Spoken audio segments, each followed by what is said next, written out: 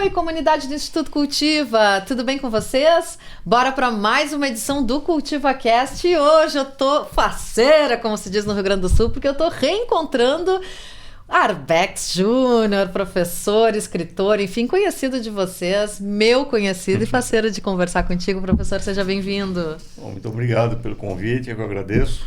É um prazer, é uma honra ser recebido pela Rosa Luxemburgo dos Pampas. A gente botou até um banner, assim, no cenário com o programa do Leandro Fortes, tá lá, assim, ó. Meu nome de batismo do Arbex. Mas é um prazer, uma honra, vamos lá. Vamos lá, professor, eu quero começar falando sobre Brasil e o que aconteceu recentemente no Congresso Nacional, derrubada do veto do IOF, a posição que o Congresso tem adotado em relação às emendas, a todos os enfrentamentos que tem feito ao governo Lula, sendo que a maioria do Congresso faz parte da base do governo, tem 12 ministérios. Eu queria te ouvir um pouquinho sobre essa conjuntura. Eu acho que a conjuntura no Brasil, ela é um reflexo da conjuntura internacional. E a conjuntura internacional, pelo que a gente tem visto, está extremamente violenta. Quer dizer, a extrema-direita no mundo inteiro está mostrando que não está para brincadeira. Eu acho que aquilo que o Trump está fazendo nos Estados Unidos, que é ignorando as leis dos próprios Estados Unidos. A Suprema Corte emite uma sentença, ele ignora a sentença da Suprema Corte, não está nem aí. Ele ignora a própria base do partido dele, ele ameaça aqueles que dentro do partido dele desafiarem aquilo que ele diz, ele ameaça com expulsão do partido, passar o trator por cima, etc. e tal. Esse comportamento não é um comportamento excepcional, é um comportamento mais normal hoje em dia da extrema-direita no mundo. E a extrema-direita está fazendo exatamente a mesma coisa no Brasil. Quer dizer, nós não estamos mais numa fase em que é possível dialogar com setores da extrema-direita. Aliás, nunca foi possível, mas hoje, mais do que nunca, isso está explícito, está claro, está na cara de todo mundo. Não há diálogo com a extrema-direita. A extrema-direita não quer dialogar. Ela quer ir para o enfrentamento, ela está se sentindo com força para ir para o enfrentamento. Nesse sentido que eu falei várias vezes, inclusive na outra conversa que a gente teve, eu falei que Gaza não é uma exceção no mundo de hoje. Gaza é o modelo, Gaza é a ideia. Eu quero uma coisa, eu vou tomar ela de você. E que se dane as leis, se dane o resto. Claro que eu não estou comparando a situação no Congresso brasileiro com Gaza. Não é isso que eu estou fazendo. Estou dizendo que a mentalidade, o tipo de concepção de mundo que a extrema-direita tem, é a concepção que o Israel tem em relação a Gaza, em relação aos palestinos. Nós queremos aquilo que nós queremos. E se vocês não quiserem dar, nós vamos tomar na base da porrada. Nesse sentido, toda a estratégia do governo Lula, principalmente nessa terceira fase, que é de formar a tal da frente amplíssima, para ampliar o leque do diálogo com todas as forças, ela está fadada ao fracasso. Porque todas as forças com quem você quer dialogar não existem mais. Quem são todas as forças que você pode dialogar? Os caras estão se agrupando com a extrema-direita. Isso ficou claro, né, nas votações do Congresso. Ficou claro na postura política deles, que está claro em tudo. Eles estão se alinhando, os setores ditos de centro ou moderados, eles estão se alinhando com a extrema-direita, que não quer conversa. Eles estão mirando as eleições de 2026 para recuperarem o poder, e aí vai ser o Deus nos acuda. Quer dizer, como é que você se defende em relação a isso? Só tem um jeito, é ir para o enfrentamento. Aí fala, mas Arbex, não tem correlação de forças para ir para o enfrentamento. Depende. Se você for ficar negociando dentro do Congresso, nos corredores do Congresso, procurando fazer com que os empresários da Faria Lima de São Paulo concordem com você, aí você não vai ter correlação de forças nunca. Como é que você vai fazer? Agora, se você for falar com quem está interessado em você, que é quem? O povo, os trabalhadores, o povão. Se você dialogar com o povão e mostrar para eles, olha, tem 2 projetos aqui em curso. Tem um projeto que quer cortar ainda mais imposto dos ricos, aumentar ainda mais imposto dos pobres, cortar a educação, cortar a saúde, etc, etc, etc, para enriquecer quem está rico e empobrecer quem está pobre. Esse é o projeto deles. Você tem que saber com quem que você vai ficar. Agora, como é que você explica isso para o povo? Tem que ir para as bases. O PT fazia isso muito bem nos anos 70, 80. quando a gente tinha os núcleos de base do PT, quando você tinha trabalho de base nas periferias, etc. Você sabia explicar isso muito bem e o povão entendia muito bem, tanto que levou o PT para onde o PT chegou. Quer dizer, hoje você tem uma pauta, um conjunto de reivindicações que diz respeito ao custo de vida, ao custo dos alimentos, ao custo do aluguel, a questão da segurança pública, o problema da saúde pública. Você tem um conjunto de reivindicações que, se você transformar isso numa pauta organizada de lutas, você mobiliza o povo em cima disso aí. É a única saída, porque se alguém chegar aqui para... Sempre vai ter alguém que vai falar, falar é fácil, quero ver fazer. Bom, meu amigo, se você pensa assim, então nós estamos ferrados mesmo, porque a extrema-direita está aí e ela vai ficar aí, ela vai pro pau. Eu estou dizendo que a única saída é mobilizar o povão. Se você está dizendo que não vai mobilizar o povão porque não tem jeito, então nós estamos ferrados. Então o que você está dizendo para mim é que não tem jeito. Agora, não é, porque nós estamos vendo na Colômbia. Na Colômbia, o Petro, por exemplo, ele tá numa situação, num certo sentido, muito mais precária do que a do governo Lula, porque a Colômbia é um país que tem toda a história da Colômbia é caracterizada pela extrema violência armada.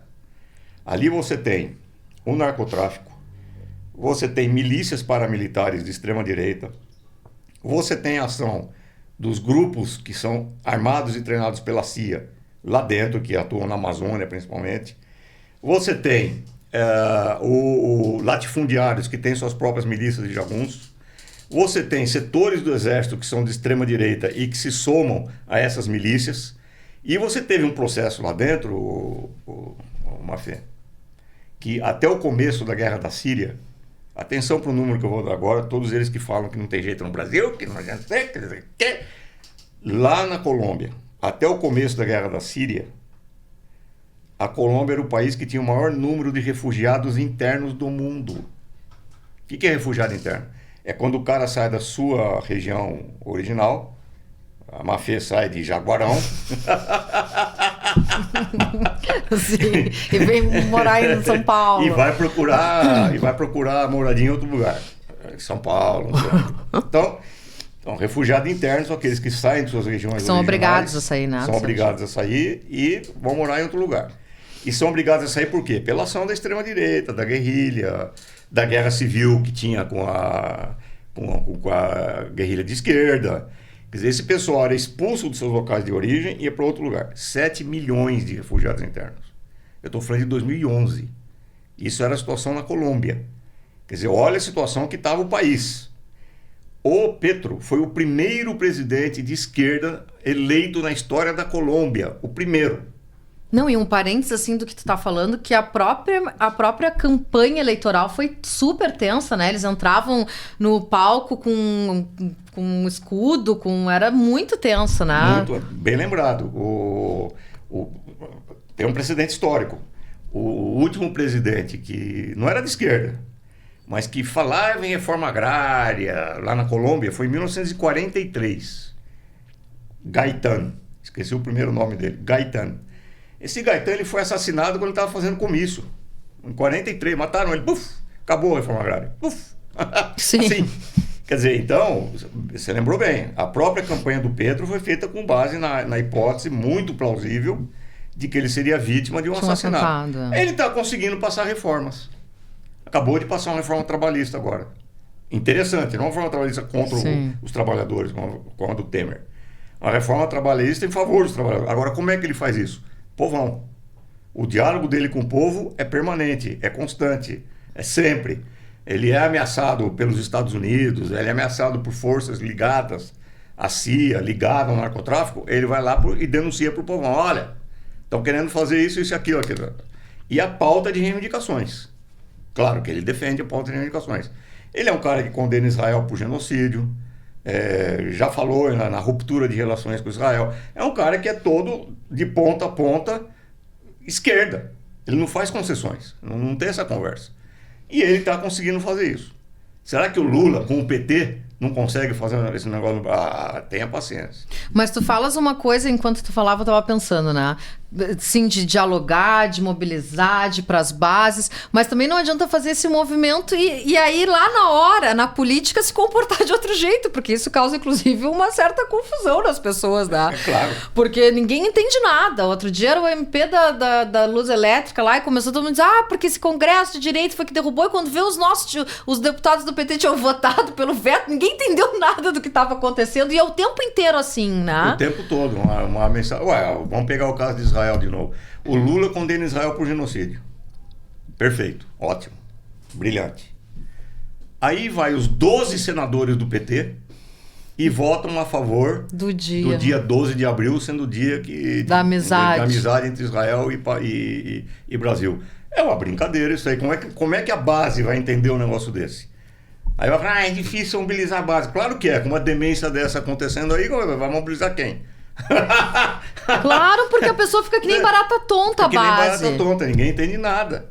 Então o Lula vai e fala, porque os ricos estão querendo roubar o povo, não sei o quê, tudo certo. Aí vai o Haddad e faz um puta de um acordo com a Faria Lima. Não tem condição, bicho. Aí você está mandando uma mensagem ambígua, em nome dessa política de conciliação, de diálogo, de não sei mais o quê, que não vai dar certo, porque é o que eu falei no começo, a extrema-direita não quer dialogar, ela está indo pro pau, ela está indo para arrebentar. E ela vai continuar a fazer isso, vai fazer isso cada vez mais. E outra, Mafê, uma coisa que eu já falei com você várias vezes, e que para mim é um pesadelo, que é a política de comunicação do governo Lula, é a coisa assim mais patética que eu já vi na minha vida, assim, é patética. Quer dizer, vamos pegar a equipe de produção de um programa lá de entrevistas na EBC, que é a empresa pública do governo. A EBC, ela paga R$450 mil por mês para um grupo que faz a produção de um programa de entrevistas capitaneado por Cissa Guimarães, que é uma egressa da Rede Globo. De novo, eu não tenho nada contra a Cissa Guimarães, falar que ela é simpática, legal, tá bom, tudo bem, não é uma questão pessoal. Agora, você pega esses R$450 mil, em vez de você dar esses R$450 mil para a Cissa Guimarães, você cria centros de produção de cultura nas principais periferias do Brasil. Periferia de Porto Alegre, periferia de São Paulo, periferia do Rio de Janeiro, periferia de Salvador, de Recife, das principais. Não estou falando nem cobrir todas, as principais. Em cada uma dessas periferias você cria um conjunto de pessoas, um centro, você subsidia, com esse dinheiro, R$450 mil, você subsidia um grupo de jovens que vão fazer cursos de comunicação popular e vão distribuir, vão agregar com amigos, com vizinhança, a participação num processo de comunicação popular. Esse processo de comunicação popular vai multiplicar as denúncias, vai multiplicar as mobilizações políticas, as mobilizações culturais. E o que você vai discutir nessas comunicações? Você vai discutir violência policial, você vai discutir racismo, você vai discutir saúde pública, você vai discutir falta de saneamento básico nas ruas, você vai discutir violência de gênero, enfim, a pauta é imensa, é a vida do povo. E você mobiliza esses jovens, e esses jovens multiplicam as denúncias, e mais do que isso, basta um decreto, uma determinação do Ministério da Educação e Cultura, MEC, orientado para as universidades federais do Brasil inteiro, dizendo o seguinte: está instituído cursos de extensão universitária para a formação de comunicadores populares. Os professores dos cursos de comunicação que se dispuserem podem participar desse programa de extensão universitária, que vai ser feito junto a comunidades em todas as cidades do Brasil onde existirem universidades federais e cursos de comunicação. Então você traz a periferia para dentro da universidade e leva a universidade para a periferia. Beck, será que funciona? Funciona, Anta, porque eu, quando era professor da PUC, era porque eu acabei de pedir afastamento. Quando eu era professor da PUC, a gente fazia várias atividades nesse sentido junto com o MST. Curso de comunicador popular oferecido pela PUC junto à PUC, Universidade Católica, universidade privada, não é nem pública. Mas que contava com o apoio da Fundação São Paulo, da igreja, para fazer isso, pleno apoio, total apoio. Então a gente chamava a molecada dos movimentos sociais para ir para dentro da PUC e levava os professores da PUC para ir lá para a periferia, perfeitamente possível, factível e etc e tal. Agora não, pega os 450 mil reais e dá para a produtora da Rede Globo. É um negócio assim, é um negócio... E é claro que você não vai mobilizar ninguém. Aí fala, não é porque não é correlação de força, não tem nada a ver com correlação de força, tem a ver com vontade política e uma estratégia correta. Se a tua estratégia é ficar nessa história de frente amplíssima para negociar com todo mundo, para fazer um programa de conciliação, esquece, não estamos mais na época da conciliação, é só olhar para o mundo e ver o que está acontecendo no Irã, o que está acontecendo em Gaza, o que está acontecendo na Rússia, o que está acontecendo... Não tem conciliação, eles não estão querendo conciliar coisa com coisa, eles estão querendo ir pro pau mesmo. Tem que acordar para isso. Dá tempo ainda? Eu acho que ainda dá tempo, porque... bem ou mal, a economia está mostrando alguns sinais positivos. Nós estamos com quase pleno emprego no Brasil. Existe possibilidade de você criar uma percepção de que o governo Lula, aos trancos e barrancos, e apesar de tudo, está tendo políticas que beneficiam o povo, apesar de tudo, apesar da sabotagem do Congresso Nacional, etc. e tal. Então existe uma base para você ir para o povo e dialogar com o povo. Agora, isso tem que ser urgente, tem que ter vontade política de fazer isso e tem que desencanar dessa estratégia ridícula de querer dialogar com frente amplíssima, porque isso não existe mais, acabou, já era, nós estamos em outra. Essa é a minha opinião. E tu acha que... Bom, tu falou que tu acha que ainda dá tempo de fazer o tal do giro à esquerda, esse que todo mundo está dizendo.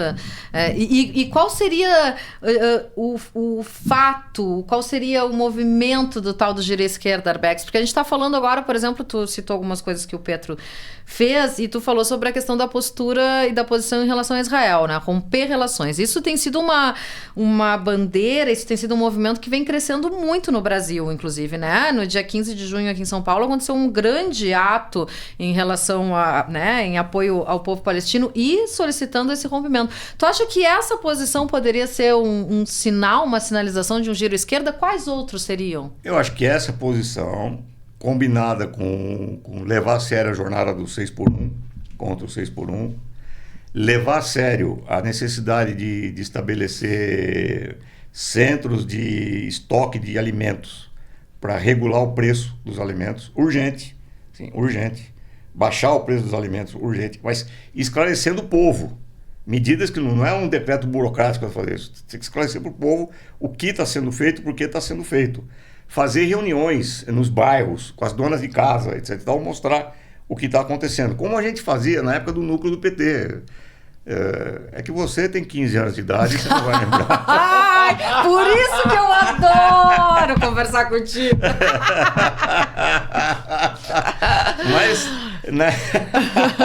Mas na época que ele estava formando o PT, os núcleos do PT, quem participava da reunião era a dona de casa, o dono da mercearia local, o rapaz que trabalhava no supermercado, o gari que varria a rua.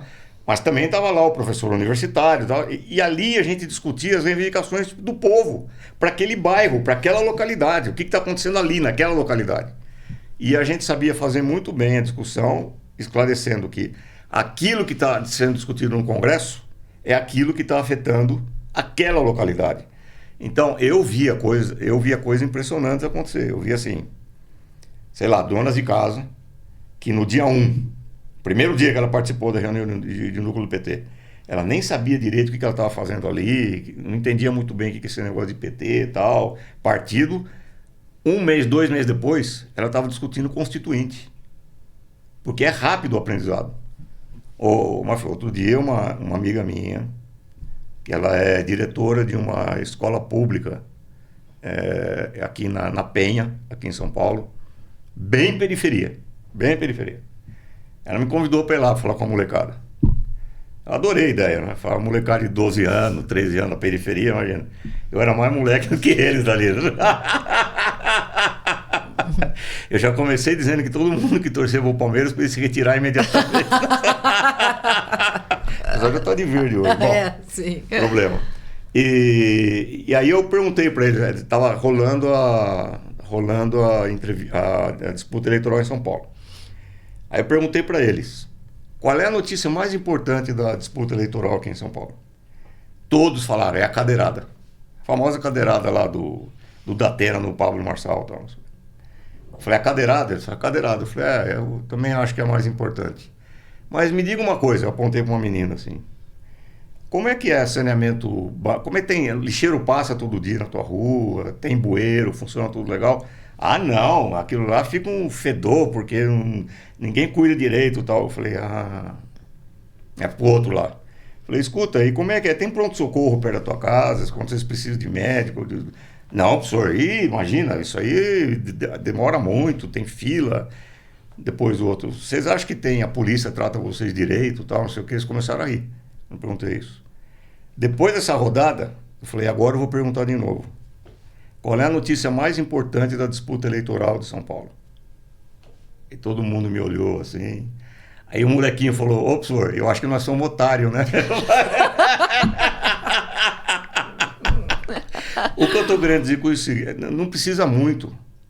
Não precisa muito para explicar o que tá acontecendo e dar uma perspectiva. O que precisa é ter vontade política, é ter estratégia política, é orientar a ação para isso, com esse objetivo. Quer dizer, isso daí não é fazer um giro à esquerda. É partir das necessidades do povo e responder às necessidades do povo. Sem discurseira, sem ficar com esse negócio de discurso republicano para lá, discurso republicano para cá, que me enche o saco essa história de discurso republicano, que é uma farsa para disfarçar a falta de proposta, discurso republicano. Sai dos gabinetes e vai falar com o povão na rua. Não é fazer giro à esquerda, é ir falar com o povão na rua. E organizar o povão de acordo com aquilo que o povão levantar. Não sou eu, Arbex, nem você, por mais que você seja a Rosa dos Pampas, não vai ser você, nem eu, Arbex, que vamos dizer para o povo quais são as reivindicações que estão no dia. Eles vão dizer. Desde que eles tenham os canais adequados e o PT se ofereça como sendo a força que vai dar organização para essas reivindicações. Aquilo que o Mano Brown vem dizendo há anos. O PT já não dialoga mais com a periferia, o PT não quer saber da periferia, o PT está longe da periferia. Bom, meu amigo, se você está longe da periferia e fica dependendo de acordo nos corredores do Congresso para se sustentar no governo, eu tenho uma má notícia para você. Você já caiu. Você já caiu. Então eu não estou propondo um giro à esquerda, eu estou propondo um giro ao povo. Vamos lá. Por que o cara vai hoje procurar a igreja evangélica? Não é porque ele é bobo, não é porque ele é burro, é porque ele não tem outra saída. Olha aqui, eu sou um moleque de favela, certo? Eu tenho 12, 13 anos de idade, 14. Eu vejo na minha casa a seguinte situação. Meu pai, quando está empregado, se está empregado, como, sei lá, pedreiro, ajudante de obra, chega em casa, mama na cachaça, aí a minha mãe, se tiver empregada, uma faxineira, qualquer coisa assim, chega na minha casa cansado do dia de serviço, o meu pai, manguaçado na cacaxa, vai e bate na minha mãe. A minha irmã, que tem 14, 15 anos de idade, sendo convidada para ir em festinha de baile funk e começa a receber proposta de ganhar uma graninha se prostituindo. Quando não é o padrasto que avança para cima dela, certo? Aí eu tô vendo meus amigos sendo parados pela polícia, com a polícia apontando para a pistola para a cabeça do cara. Isso daí outro dia, eu estava saindo lá do meu prédio, uma moça que trabalha de servente no prédio, lá perto da portaria, chorando. Eu fui perguntar para ela o que estava acontecendo, ela falou, eu sou avó. O meu neto de 13 anos acabou de ser parado pela polícia, a polícia apontou um revólver para a cabeça dele. Ele estava chorando, falando, vó, eu não fiz nada. Quer dizer, isso é a vida na favela ali, num pedaço.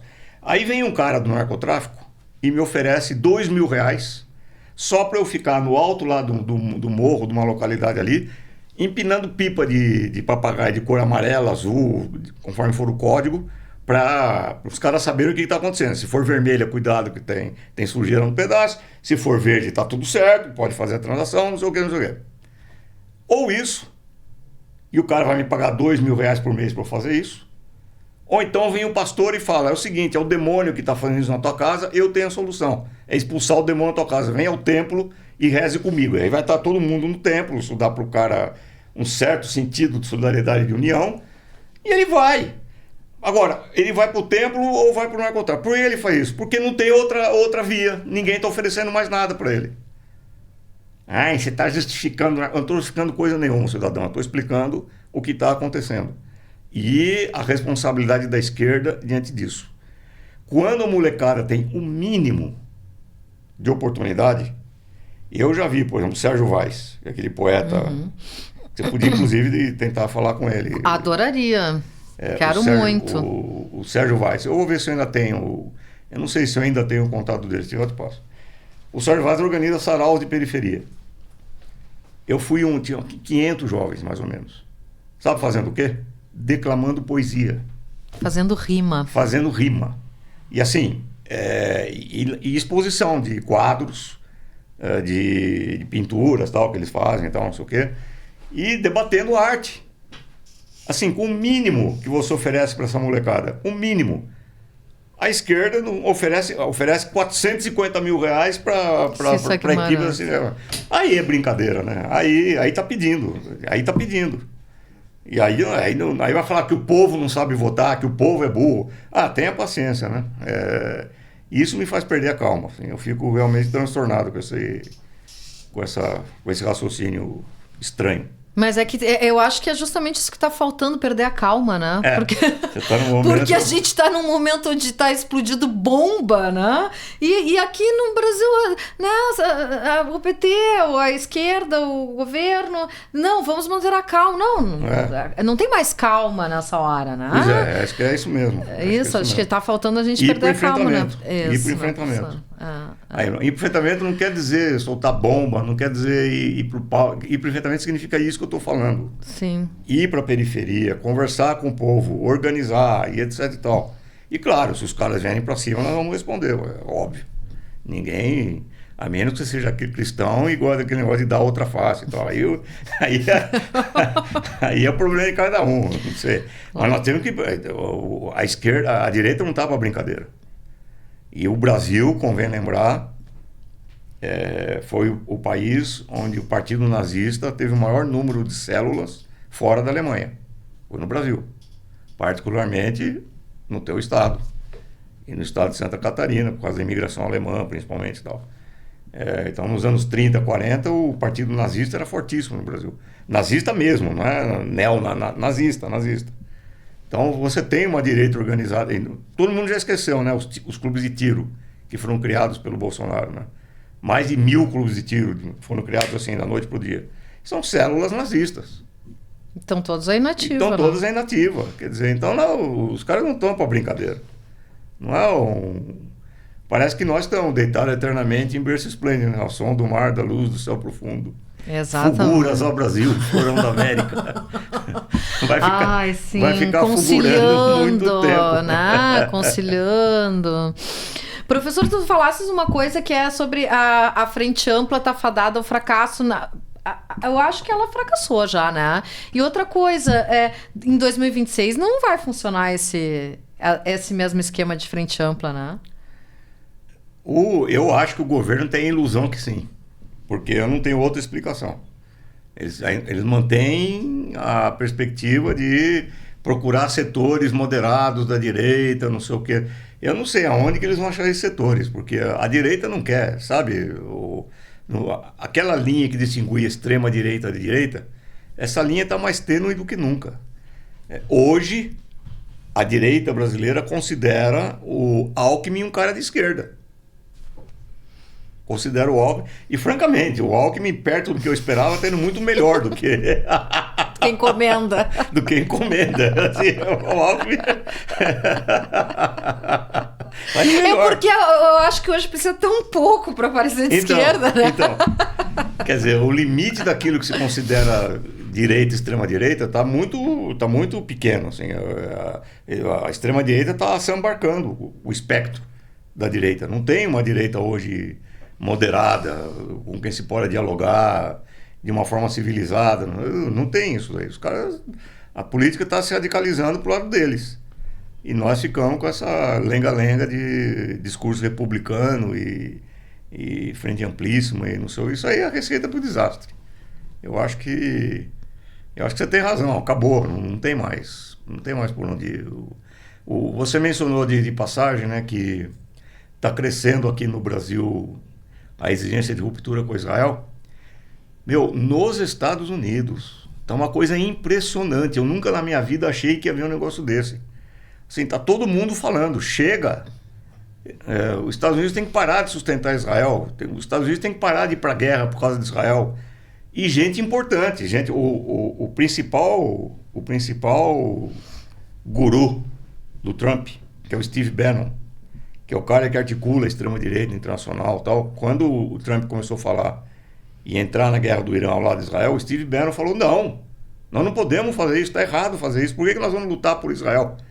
O Tucker Carlson, que é o principal jornalista da base do MAGA, que é a base do Trump lá no Estados Unidos, Tucker Carlson, ele triturou o senador Ted Cruz. O Ted Cruz é o senador do Texas, que é totalmente pró-Israel, etc.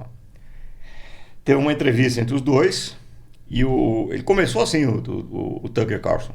Atenção, Tucker Carlson, que é evangélico, cristão, daqueles raiz, era até há pouco tempo atrás, até anteontem, o principal porta-voz do Trump na imprensa nos Estados Unidos. Esse cara começa uma entrevista com o Ted Cruz perguntando o seguinte: o senhor apoia a proposta de que os Estados Unidos entrem em guerra com o Irã? Claro, tem que entregar. Ele perguntou: quantos habitantes tem o Irã? O Ted Cruz não sabia responder. Aí ele falou: como? O senhor é o senador dos Estados Unidos? Perguntou rindo. Que nem eu dou risada aqui. O cara perguntou rindo. O senhor é senador dos Estados Unidos. O senhor está querendo decretar guerra a um país que o senhor não sabe quantos habitantes tem. Mas qual é a importância disso? 90, 100 milhões, qual é a importância disso? Aí o Carlos falou: tá bom, qual é a etnia quais são as etnias que compõem a população do Irã? Eles são persas. O Carlos começou a rir e falou: o senhor não sabe nada sobre o Irã, mas assim, nada sobre o Irã. Quer dizer, a base do Trump está se decompondo, principalmente em cima dessa coisa de Israel. Quer dizer, e aqui no Brasil, você ainda tem a mídia brasileira sustentando o genocídio, aliás, sem falar em genocídio, né? A imprensa brasileira não fala em genocídio lá em Gaza. Então, aqui no Brasil, isso aí mostra o perigo. Quer dizer, isso aí mostra como você tem uma extrema-direita que é mais extremada do que a dos Estados Unidos, se é possível um negócio desse. Isso é uma extrema-direita punk, assim, uma extrema-direita que não quer saber de conversa, né? E o governo Lula parece que não se dá conta disso. Quer dizer, ele parece que acha que é possível domesticar uma besta como é a extrema-direita brasileira. Não é possível. Não... Ou se alimentar... hoje eu tô muito crítica. Mas ou se alimentar justamente desse sentimento, porque... na última eleição, o que moveu, né, a Frente Ampla, o que garantiu a vitória do Lula, era justamente o enfrentamento ao bolsonarismo, ao fascismo, à extrema-direita. Me parece que a estratégia segue a mesma, o discurso segue o mesmo, mas o cenário é outro.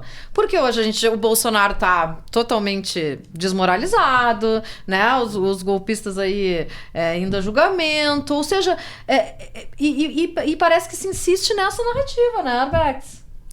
Eu acho que é até pior do que isso, porque naquele momento da campanha, se você pegar o discurso do Lula durante a campanha, o Lula falava em enfrentamento. Na campanha. Por exemplo, ele falou que ele errou completamente com a mídia.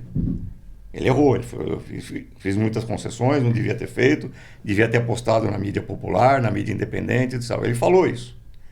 Ele falou que no governo dele ele iria tomar atitudes em relação à reforma trabalhista, à reforma previdenciária. Ele falou isso. Quer dizer, bem ou mal, ele ainda fez um discurso de enfrentamento em relação ao Bolsonaro. Não é o discurso que eu faria, eu acho que não é o discurso que você faria, mas era um discurso de enfrentamento, era um discurso de oposição. Agora não, acabou essa perspectiva de enfrentamento. Agora é um discurso indignado, um discurso de vitimismo. Ai, correlação de forças no Congresso, como eles são maus, como eles são maldosos. A gente quer cortar o imposto dos pobres, aumentar dos ricos, eles não querem. Brilhante. Ninguém sabia disso, né? Que a Faria Lima... Que o Congresso... que o Congresso quer defender os ricos. Ninguém sabia disso, né? Precisa do Lula vir aqui dizer para nós. Então, eu acho que é pior nesse sentido, porque com o Bolsonaro você tinha, claro, um inimigo a ser enfrentado. Isso. Os campos estavam delimitados. Hoje não. Hoje tem uma névoa em torno disso, porque é o que você falou. O Lula fala uma coisa, vai os deputados do PT e os senadores do PT votam outra coisa. Quer dizer, você tem uma névoa no meio do caminho que você não sabe mais quem é quem. Quer dizer, você não sabe mais... E não adianta ficar falando que tem 100% de emprego, não sei o quê, mas você entra no supermercado com R$100 no bolso. O que você faz com R$100 no bolso hoje no supermercado? Você compra o quê? 200 gramas de mortadela, 1 quilo de banana nanica, só aí já deu R$50. É brincadeira. Então, os resultados concretos que o povo tem que ver para entender a diferença entre o que é o governo Lula e que é um governo, sei lá, Tarcísio ou sei lá quem, o povo só vai perceber isso daí, não é com discurso, mas com diferença concreta no seu cotidiano, no seu dia a dia. Naquela época, estava claro na cabeça de todo mundo ainda as filas para comprar osso em supermercado. Lembra? Sim. Fila para comprar osso. A questão da pandemia também, das vacinas. A questão das vacinas, da pandemia, tinha muita coisa que estava clara para o povo naquela época. Hoje não está mais. Isso é perigosíssimo, porque essa zona nebulosa é por onde a extrema-direita vem com as redes sociais. E agora, para piorar o assunto, tá leve a nossa conversa aqui. Tá bem leve a conversa aqui. Para piorar o assunto, nós estamos na era da inteligência artificial. O que pouca gente está se dando conta é o seguinte: já existem aplicativos que são fáceis de encontrar, em que eu digito lá texto, não é filmado não, texto. Hoje a Mafê foi fazer um passeio no Jaguarão e chegou lá, estava um frio de 0 grau, mas ela mesmo assim quis nadar no rio e pulou no rio para mostrar que ela sabe enfrentar lá a temperatura do rio e tal. E aí eu mando um programa de inteligência artificial fazer um filme com isso. Ele vai pegar as tuas fotos, vai pegar as tuas roupas, vai pegar o teu jeito de andar, não sei o quê, e vai montar um filme com base no texto que eu escrevi. Então você imagina a quantidade... A mamadeira de piroca do Haddad perto disso aí, sim. É uma brincadeira de criança. Quer dizer, se você não armar o povão com organização de base para enfrentar essa porrada, e se você não tiver comunicadores populares formados, com discussão, inclusive teórica, sobre o que é a comunicação, como se dá o processo de formação de consenso, como é que se faz para gerar reações emocionais no povo, que são noções básicas e fáceis dentro de um curso de formação de comunicadores populares. Não é coisa de outro mundo você ensinar para um moleque como é que você faz todas essas coisas aí para se defender. Se você não fizer isso, nós vamos estar presos da inteligência artificial, postando fake vídeos para tudo quanto é lado, mostrando o Lula numa reunião com banqueiros, recebendo uma graninha dos banqueiros, mostrando o Haddad fazendo não sei o quê. Quer dizer, vai ser tranquilo isso daí, vai ser muito fácil. A Janja. Eu nem quero imaginar o que se pode fazer. Claro. Que ainda tudo é misógino. Então nós estamos completamente desprotegidos, Mafia. Nós estamos nu. O rei está nu, entendeu? Mas Arbex 2026 é amanhã, né? Não, mas dá. Dá para fazer isso. Nós estamos com o segundo semestre inteiro para formar. Mas tinha que começar hoje. Tem que começar ontem. Mas dá. Agora, tem que ter vontade política e tem que ter disposição de fazer, porque senão nós estamos entregues. Ainda dá tempo de fazer isso. Por que dá tempo? Porque a situação do povo está precária. Então, se você responder de uma forma positiva à precariedade que tá acontecendo na vida das pessoas, as pessoas tendem a agarrar aquilo como uma possibilidade. Porque tem a tradição, tem a história do Lula, que ainda existe. Sim, Quer dizer, que na verdade é a única coisa que sustenta, é né? a única coisa que sustenta. Então, quer dizer, é como o Mujica. O Mujica foi fundamental para reeleger a esquerda No Uruguai. no Uruguai, quer dizer, porque é o Mujica. Então você tem um capital político, e o PT ainda é um partido importante. Não podemos perder isso de vista. Quer dizer, dá tempo, dá tempo. Agora, se continuar mais, sei lá, 2 meses, 3 meses nessa lenga-lenga, o pouco de tempo que a gente ainda tem, acabou. Confiar só na disposição do Lula, que cá entre nós, já tem o quê? 78 anos? É. O cara tem 78 anos, quer dizer, ele também ele pode ser um cara genial, importante, tudo que ele é, mas é humano, né? Sim, é finito. É finito, é humano. Né? Sim, ele morre, gente. O Lula pode morrer. Pode morrer, pode ficar com o saco cheio, É. pode não ter mais paciência, pode falar, chega, deu. É direito dele. E o PT, como partido, tem a obrigação de, entre os seus quadros, gerar alternativas, né? Agora, com essa política aí, não estou vendo, não.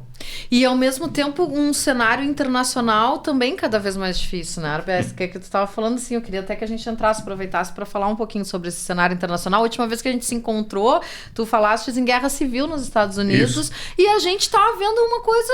Cada vez que eu olho as notícias de lá, eu me lembro da nossa conversa lá em janeiro. Isso. Porque, né, essa pressão, essa perseguição aos imigrantes, tudo isso tem mostrado esse cenário cada vez mais real, né? Cara, outro dia você teve 10 milhões de pessoas nas ruas. 10 milhões nas ruas. Foi o quê? Foi em meados de junho, né?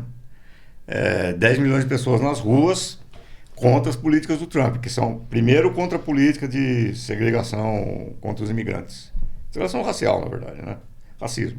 Contra os imigrantes hispânicos, etc. Depois, as manifestações também foram contra um pacote que o Trump está empurrando goela abaixo do Congresso, que é aquele Big Beautiful Bill, o grande e bonito o decreto grande e bonito, que ele fala. Que é um pacotão que corta subsídios, os poucos subsídios que ainda tem para alimentação, que vai jogar 15 milhões de pessoas na zona de fome. Mais 15 milhões lá nos Estados Unidos. Cortar ainda mais serviços médicos e de bem-estar social. O pouquíssimo que existe. Quer dizer, é uma tragédia para o povo dos Estados Unidos isso daí. E com isso ele quer economizar alguns centenas de bilhões de dólares, sendo que o corte de imposto para os ricos é de 4 trilhões de dólares. Ele vai cortar 4 trilhões de dólares em imposto dos ricos. E esse pacote aí, teve uma senadora ou deputada do Partido Republicano, acho que do Iowa, ela foi falar com a base eleitoral dela. Aí o cara levantou a mão, o cara é eleitor dela. Falou, escuta, mas esse pacote que vocês estão querendo aprovar com o seu voto vai matar milhões da nossa gente. Ela responde pro cara na cara dura: morrer faz parte da vida. Todo mundo morre. Imagina. Quer dizer, você está tendo uma situação de enfrentamento real. É a primeira vez na história dos Estados Unidos que um presidente convoca os Marines. Os Marines são soldados treinados para matar em zonas de guerra, assim, soldados de elite, treinados para matar. Eles são máquinas de matar. O Trump convoca os Marines contra a população da Califórnia, em São Diego e Los Angeles. Isso nunca aconteceu na história dos Estados Unidos. E aí, imediatamente, um grupo de veteranos, que são caras que lutaram no Afeganistão, no Iraque, etc. Caras, portanto, que são treinados na arte da guerra e que estão armados, porque vamos lembrar, tem 320 milhões de armas circulando hoje nos Estados Unidos. 320 milhões. Esse negócio... Os Estados Unidos tem 340 milhões de habitantes, são 320 milhões de armas, praticamente uma arma para cada habitante. E esses veteranos falaram: se os caras vierem para cima, nós vamos responder. Nós não vamos abandonar o povo da Califórnia. Guerra civil. Isso aí é assim. E esses veteranos, eles não estão só irritados porque o Trump está botando o exército contra o povo? É também porque, como parte desse pacote que o Trump está querendo aprovar, ele corta todos os subsídios à Associação de Veteranos de Guerra. Todos. Acaba o subsídio. Que são os caras que voltaram da frente de batalha sem um braço, sem uma perna, com trauma psicológico, os caras malucos, que a gente vê em minissérie aí de Sim. Netflix, cara doido e tal, não sei o quê. E o Trump mandou cortar. Então, os caras vão lutar na guerra, voltam tudo estrupiado, não tem dinheiro para eles, mas tem dinheiro para Israel. Então, isso daí é uma receita explosiva, quer dizer, então, o que nós estamos vendo acontecer hoje nos Estados Unidos, aquilo que eu falei no começo do programa, o Trump não está respeitando mais nenhuma instituição, o Trump está indo para cima das universidades, foi para cima de Harvard, foi para cima de Columbia, as coisas mais prestigiadas dos Estados Unidos, os intelectuais, ele está indo para cima. Ele está indo para cima da primeira emenda, que é um pilar sagrado, assim, que faz parte do mito estadunidense, que é a primeira emenda, a liberdade de expressão. Hoje, se você andar na rua ou entrar numa universidade portando kefir, que é o lenço palestino, você está arriscado de ser preso imediatamente, porque você está portando o lenço palestino. Quer dizer, a própria ideia de liberdade de expressão acabou. Hoje eu vi no noticiário, quer dizer, hoje para mim, não sei. Sim, não é para vocês hoje, tá? Eu caí na armadilha aqui Eu caí na armadilha. É um hoje pro Arbex, porque esse programa é gravado, mas vamos lá ao tema. E eu vi no noticiário que você tem um candidato islâmico, muçulmano, sim, lá em Nova York, que derrubou o Andrew Cuomo, que é o cacicão do Partido Democrata de Nova York, derrubou o cacicão lá. E ganhou as primárias. É um cara radical, sim, radical do ponto de vista dos Estados Unidos. Ele é radical por quê? Porque ele fala que se ele for eleito para ser o prefeito de Nova York, ele vai lutar por um programa de moradias gratuitas, por um programa de subsídio alimentar radical para quem não pode pagar comida. E isso para os Estados Unidos já é comunismo. Assim, sim, transporte com tarifa zero. Transporte com tarifa zero. Isso já é comunismo, assim. E mais, perguntaram para ele, se for eleito e o Netanyahu vier aqui para Nova York, preso, imediatamente, preso. Quer dizer, hoje, um grupo do Partido Republicano pediu para o Trump caçar a cidadania desse cara. Caçar a cidadania. Quer dizer, é um ato, assim... de perseguição política explícita. Total. Sem nenhuma justificativa. Sem pudor. Quer dizer, então, o que o Trump está fazendo? Ele está levando os Estados Unidos para uma situação de enfrentamento, que foi exatamente o que eu te disse que ele ia fazer aqui em janeiro, quando eu conversei com você, e naquela me chamou de exagerada, de não sei o quê. Eu estou vendo o exagero. E é muito sério, porque, como eu falei, são 320 milhões de pessoas que têm arma, 320 milhões de armas circulando nos Estados Unidos, numa situação que tem 1 milhão de moradores de rua, 1 milhão de moradores de rua. Outro tanto morando em carro, porque não tem dinheiro para pagar aluguel. Mais de 40 milhões em situação de fome, que agora vai aumentar se eles cortarem os subsídios do Food Stamp, que é o subsídio para comida. Os caras, o principal comércio, a principal indústria dos Estados Unidos hoje que tá mais crescendo é a indústria de sangue. As pessoas vendendo o próprio sangue para poder complementar a renda familiar. O Bernie Sanders, que é aquilo que a direita americana acha que é o Lenin. Sim. Sim. Essa tá ótima. Sim. O Bernie Sanders está dizendo que 60% das famílias nos Estados Unidos vive de paycheck to paycheck. Quer dizer, aquilo que eles recebem no dia 1º vai durar até o dia 30 do mês. Se na metade do mês, no meio do caminho, você tiver uma gripe, um resfriado, precisa de comprar uma aspirina, não tem dinheiro. Não tem dinheiro para isso. Aliás, está crescendo o comércio de remédios para animais. Porque os caras estão comprando remédio para bicho. Eu preciso tomar um antibiótico. Eu compro antibiótico para cachorro. Porque eu não tenho dinheiro para comprar antibiótico para gente. Quer dizer, esse quadro aí é um quadro de ir para o inferno. Eu acho que a estratégia do Trump é chegar numa situação em que ele vai decretar lei marcial.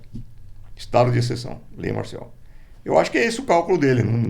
Não tem outra explicação para botar Marine contra o povo na rua. Quer dizer, eu acho que ele está procurando isso. Ele está procurando uma situação de exacerbação dos conflitos. E vai falar, tá vendo? Eu tenho que colocar a GLO, né? Garantia da lei e da ordem. Eu tenho garantia da lei e da ordem aqui, lei marcial e acabou, e eu mando, vocês obedecem. Só que aí são 320 milhões de armas circulando, e 15 milhões de veteranos de guerra, e uma população que já aplaudiu, não vamos esquecer, aquele rapaz lá que matou o CEO de uma empresa de farmacêutica, né? O cara lá matou o CEO e esse cara aí virou herói. Tem camiseta com a cara dele e tal, não sei o quê. E um cara bonitão ainda, moleque, bonitão, todo de família rica, inclusive. Foi lá e matou o cara. Virou herói das redes sociais nos Estados Unidos. Esse é o clima nos Estados Unidos hoje. E eu recomendo você ir lá fazer um programa. Eu acho que isso é um gesto de carinho, professor. De consideração por mim. Imagina o que aconteceria se eu baixasse lá no aeroporto com essa minha cara de canadense. Sim. Cara eslava, assim. E o quanto esse declínio do Império Americano impacta na questão geopolítica? Tudo. Por que isso tudo está acontecendo? Bom, é claro que essa é uma discussão um pouco mais longa, não sei se nós temos tempo de fazer isso. A gente está quase chegando ao fim. Está quase chegando ao fim, então rapidamente. Tudo isso é resultado de um império em desespero, porque eles estão perdendo a hegemonia, que tem um país, uma potência chamada China, que no mesmo... Isso é a fotografia do mundo contemporâneo, o que eu vou falar agora. No mesmo dia que os Estados Unidos estavam indo bombardear o Irã, a China estava fazendo uma reunião com 53 dos 54 países da África, lá na China, uma reunião com 53 dos 54 países da África. Não para bombardear ninguém, mas para gerar investimentos e comércio. Você quer uma fotografia melhor do que está acontecendo no mundo hoje? De um lado, o desespero armado até os dentes do império, matar, destruir, arrombar, bombardear. Do outro lado, a China querendo fazer investimentos, agregando os países. Então, esse império em desespero é o que está armando essa situação de tensão e guerra no mundo inteiro. E, evidentemente, o Brasil é a joia da coroa. E eu estou falando isso não é porque eu sou ufanista e acho que o Brasil é o melhor país do mundo, não é nada disso, mas o Brasil tem os 3 lençóis freáticos que juntos, inclusive da tua terra lá, o Guarani, esses 3 lençóis freáticos juntos conseguem dar água potável, não é água doce, água potável, pronta para beber. Para toda a humanidade por 500 anos. Nós temos toda a biodiversidade da Mata Atlântica e a biodiversidade da Amazônia e o Pantanal. Nós temos todas as riquezas que estão enterradas na Amazônia, nós não temos nem noção do que existe lá de riquezas. Nióbio, lítio, terras raras, tudo aquilo que o Império quer. Em contrapartida, todo o nosso sistema de comunicações está na mão deles, do Elon Musk, das grandes empresas dos Estados Unidos.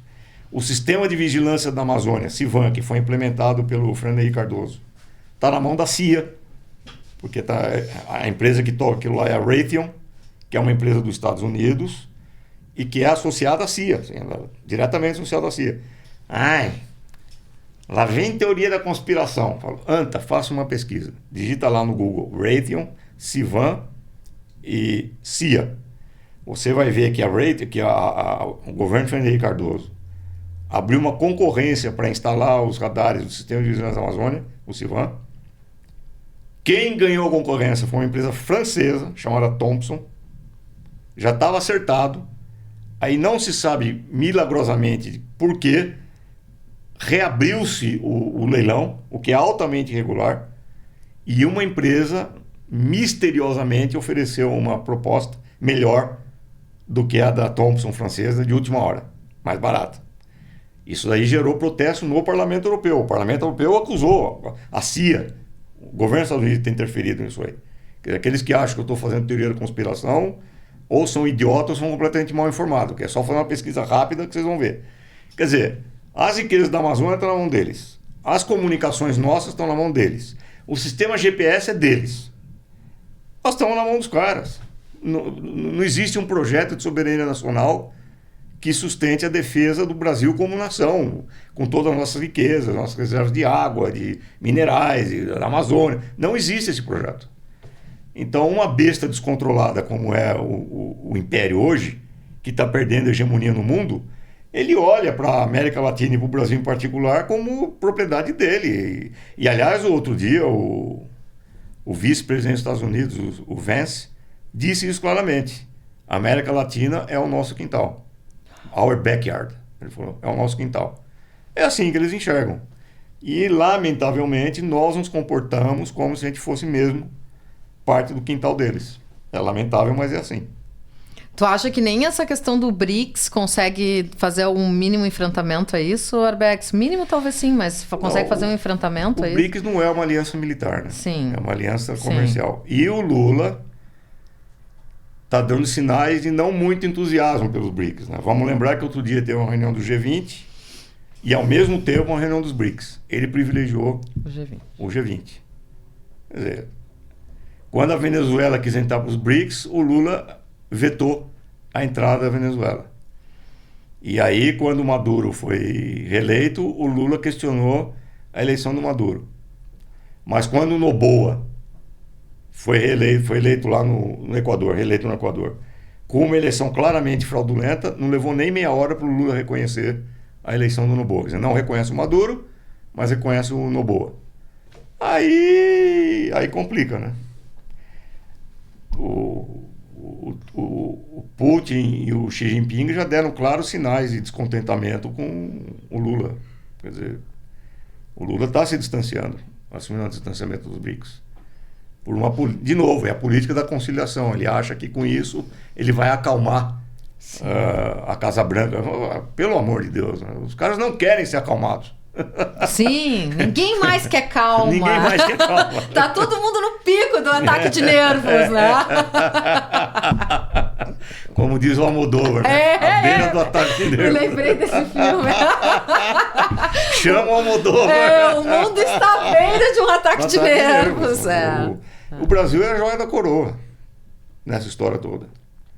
Agora, os caras, o Milei entregou a Patagônia para os Estados Unidos. Os Estados Unidos estão fazendo uma base militar na Patagônia, porque a Patagônia, 25% do lítio do mundo está na Patagônia.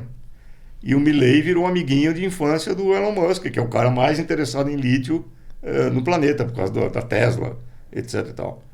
Então agora você tem uma região inteira da Argentina que está na mão já dos militares dos Estados Unidos. Fora denúncias, né, de localidades dentro da Patagônia que estão sendo ocupadas por soldados israelenses. Né? Estão fazendo a festa lá. Estão se instalando lá. Sim. Quer dizer, vamos lembrar que a Patagônia era uma das localidades que o movimento sionista, no final do século XIX, o movimento sionista mirava a Patagônia como uma possível nova Israel. Né? Hoje tem regiões inteiras da Patagônia sendo ocupadas por soldados israelenses. Estão lá vivendo e tal. Quer dizer, essa coisa.